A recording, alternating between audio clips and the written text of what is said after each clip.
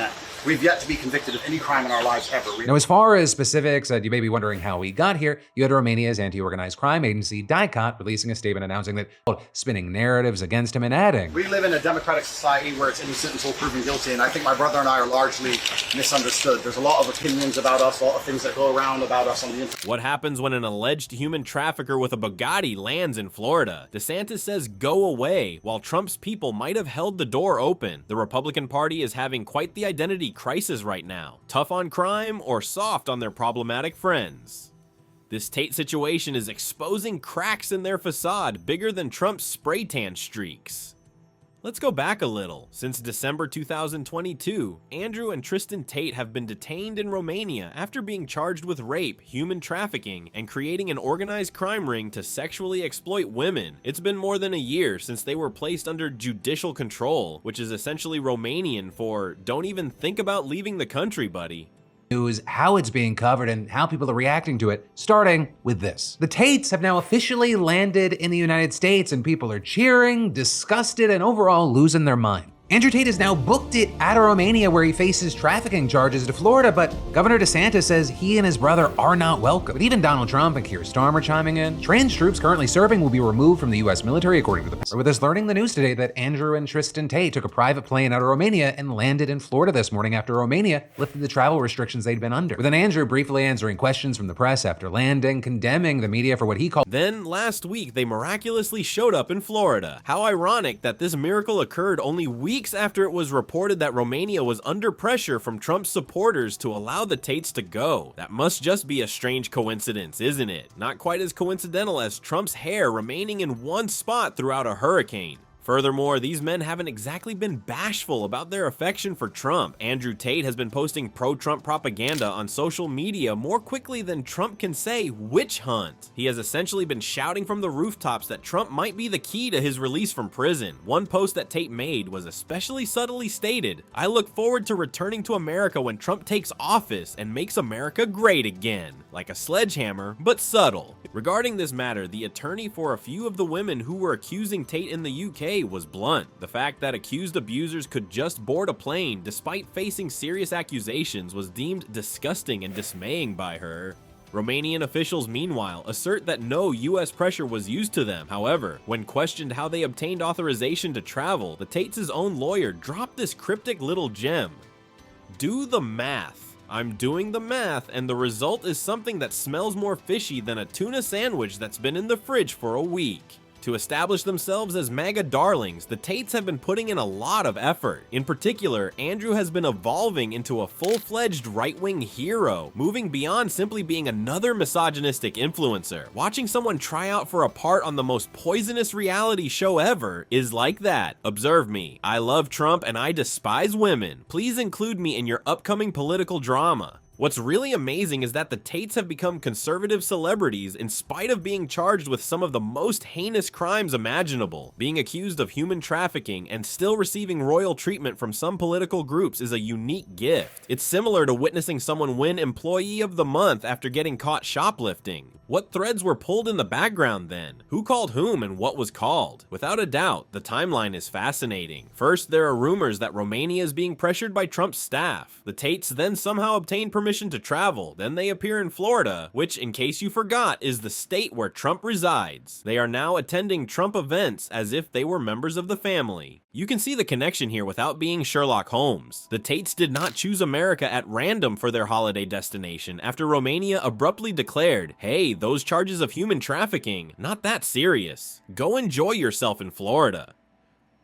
No, there is every indication that this is a political favor. After publicly endorsing Trump and implying that he can assist you, your legal issues suddenly seem to get better. The most embarrassing political split screen we've seen in a long time was produced by Trump's fortuitous forgetfulness on the arrival of the Tates. Imagine yourself as Ron DeSantis, who has spent years establishing himself as America's hardest, most anti-woke governor. All of a sudden, these suspected sex traffickers are found in your state, and the leader of your party dismisses it like it was yesterday's Fox News headline. "I just don't know nothing about it," Trump said in his trademark word salad when reporters questioned him about if his administration put pressure on Romania to allow the Tates to fly to America. "We'll investigate. We will inform you." Imagine the scene. Trump waved his hand dismissively, hardly bothering to respond to a question about how alleged sex traffickers managed to obtain a visa to enter the nation. Instead of addressing a real issue, it seemed as though he was swatting away a bothersome fly.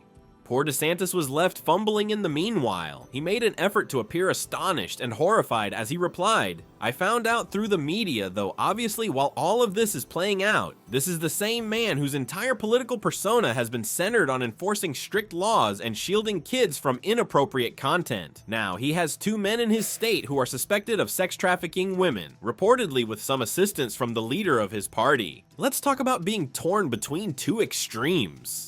For years, DeSantis has been attempting to outsmart Trump by portraying himself as the more capable, orderly alternative to Trumpism. But when you have to denounce the very individuals your party's leader may have assisted in entering the nation, how can you keep up your tough guy persona? It's completely embarrassing, like bringing a water pistol to a gunfight. Their reactions couldn't be more different from one another. By denouncing the Tates, DeSantis is attempting to uphold his reputation as a law and order figure. Trump's "I know nothing" shtick, which he has honed over the years for everything from Stormy Daniels to confidential documents, is, on the other hand, playing dumb. This is the Republican Party's take on the adage, "good cop, oblivious cop."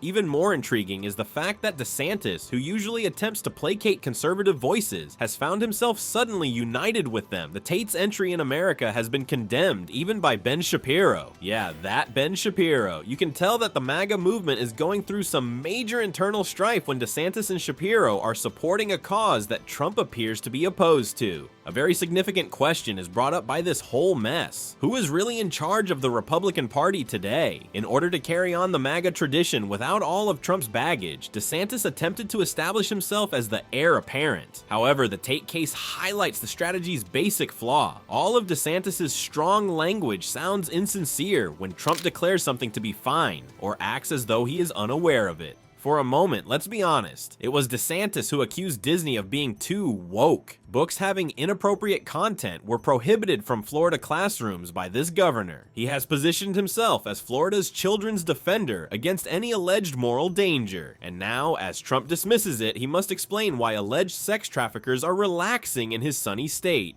The story is conveyed solely through body language. The Tate's presence was obviously of little concern to Trump, as evidenced by his contemptuous hand motions during that press conference. DeSantis, however, appeared strained and uneasy as he attempted to denounce the circumstance without specifically denouncing Trump. It's quite difficult to watch someone attempt to thread a needle while riding a roller coaster, even though it's technically possible. A basic issue with the Republican Party today is revealed by this divided reaction. DeSantis wants to be viewed as a governor who stands up to moral decay, a tough cop, and a defender of traditional values. However, he cannot take the chance of upsetting Trump's supporters by openly criticizing the previous president's seeming readiness to assist suspected sex traffickers in entering the nation. It's like trying to have both your MAGA cake and your icing on the cake. It's never going to work and will just give you political indigestion. Speaking of political indigestion, there is a pattern to the entire Tate's problem that is so obvious you could base your MAGA hat on it. There appears to be an intriguing asterisk in the fine print of the Republican Law and Order Party. Except for our buddies. Principles vanish more quickly than Mar-a-Lago secret documents, making it akin to a magic show. Do you recall how Republicans bluster about border trafficking in the South? They demand fences and drastic steps to stop these purported threats, and they depict deadly criminals creeping across in dramatic detail. When real suspected traffickers wearing MAGA hats arrive in Florida, however, the red carpet unfolds more quickly than you can say double standard.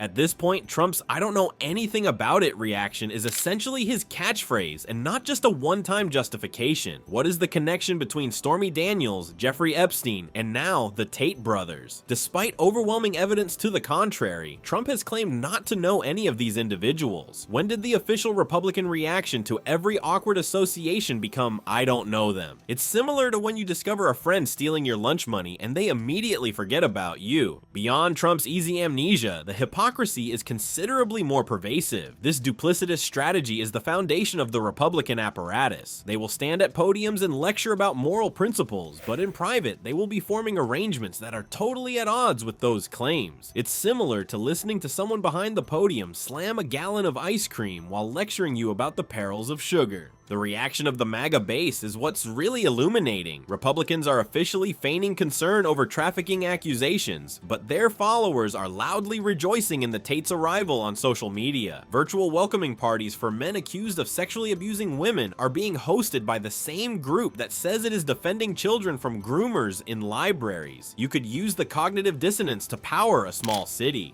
The Tates are not the only ones who experience this selective application of justice. It is an embarrassment the size of Florida, containing the entire Republican playbook. Republicans seek instant punishment without due process when accusations are made against immigrants or political opponents. But when their allies are involved, they suddenly learn about subtlety, the presumption of innocence, and a remarkable capacity for denial. When those crimes involve their followers, the Republican talking points about being tough on crime vanish as quickly as a snowfall in Florida. When the accused criminals have the necessary contacts, their severe looks might change to friendly smiles almost too quickly. They could give a masterclass on the art of the political about-face because they have mastered it so well. There is no more obvious indication of Republican priorities than this. The party that based its identity on law and order and family values has demonstrated time and time again that loyalty and power always come before ideals. They have established a political environment in which hypocrisy is not just normal, but the cornerstone of their whole business. The Tate's case is merely the most recent development in this continuous tale of stating one thing and acting another. The Republican Party's best-known tactic is to openly denounce behavior while covertly supporting it. When figures who support their team are involved, the strong discourse about human trafficking quickly vanishes. Their moral fury is as malleable as a gymnast and as selective as their memory. This is revealing as well as embarrassing. What Republicans truly mean when they talk about law and order is laws for thee, not for me. Voters are being taught to disregard the content and concentrate on the patriotic packaging, which is a disguise for selective justice. The Tates tore off the Republican mask, revealing not just a divide between DeSantis and Trump.